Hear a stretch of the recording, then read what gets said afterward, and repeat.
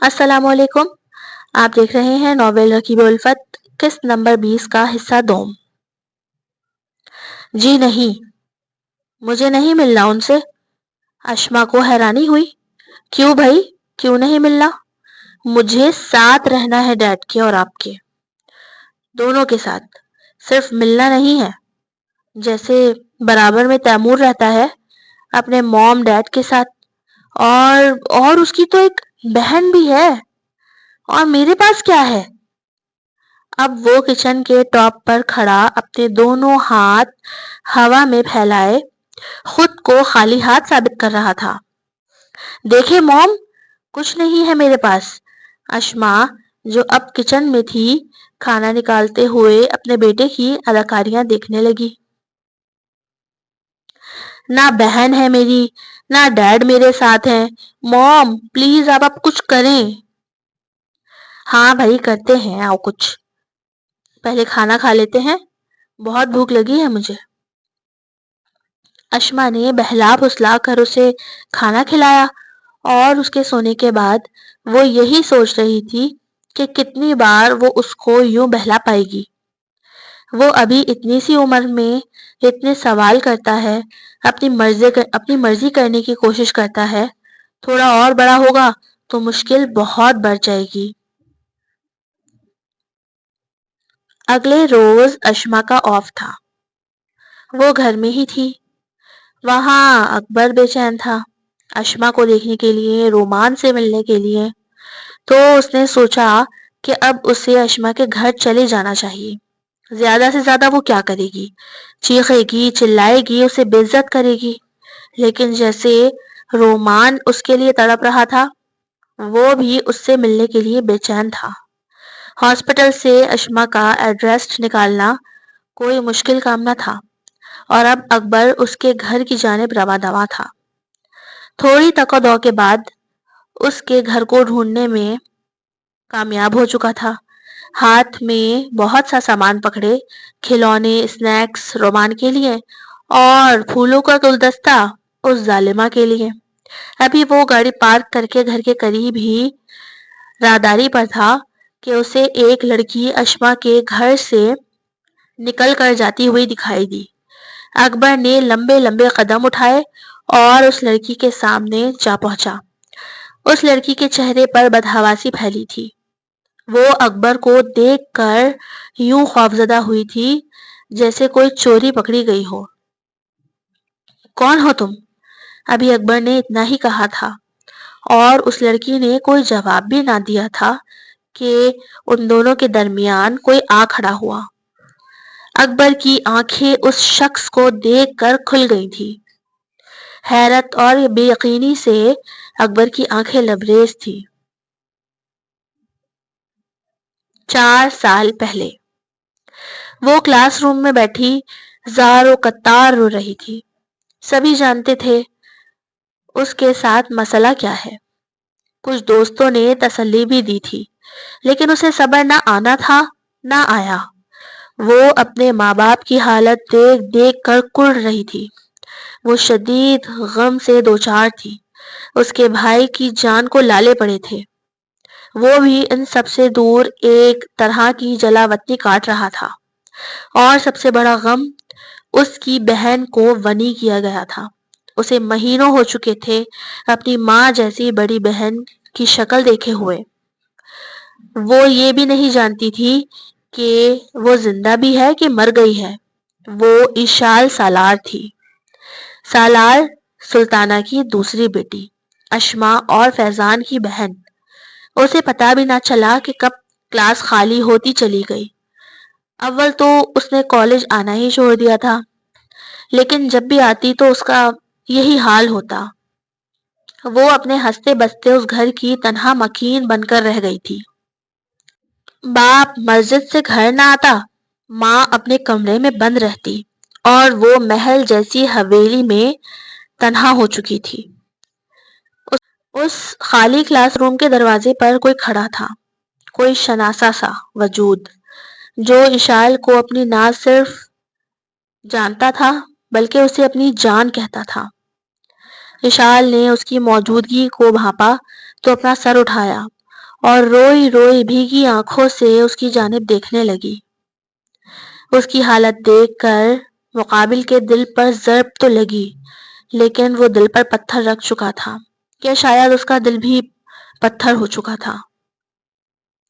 وہ مڑ کر واپس جانے لگا۔ رک جاؤ پلیز، رک جاؤ۔ اشال نے اس کے پیچھے دوڑ لگائی تو وہ اسے کالج کوریڈور میں تیز تیز قدم اٹھاتا جاتا ہوا مل گیا۔ اس نے بھی کالج آنا ایک طرح چھوڑ دیا تھا، کبھی کبھار ہی اب وہ یہاں کا رخ کرتا تھا۔ رک جاؤ، میں نے کیا کیا ہے؟ تم اس طرح میرے ساتھ کیوں کر رہے ہو؟ اشال نے اس کا ہاتھ پکڑ کر کہا تو مقابل نے اپنا ہاتھ جھٹک دیا۔ دور رہو مجھ سے، تم قاتل کی بہن ہو، وہ قاتل جس نے میرے بھائی کا قتل کیا۔ میں تمہاری شکل بھی نہیں دیکھنا چاہتا۔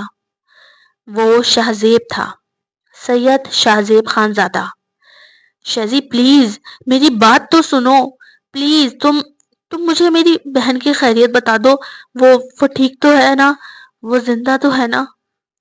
وہ زار قطار روتے ہوئے پوچھ رہی تھی۔ مجھے نہیں پتا، کوئی مرے یا جیے مجھے کوئی فرق نہیں پڑتا، وہ دھاڑا تھا۔ پھر اپنا ہاتھ چھڑا کر جانے لگا۔ ٹھیک ہے، فرق نہیں پڑتا نا تمہیں، تو میں مر جاتی ہوں، مار لیتی ہوں خود کو، لیکن تمہیں وعدہ کرنا ہوگا شہزیب خانزادہ کہ اس کے بعد تم لوگ میری بہن کو چھوڑ دو گے۔ شہزیب کے قدم تھمے تھے، لیکن وہ پلٹا نہیں۔ بولو، جواب دو، ڈیل کر لیتے ہیں آج ہی۔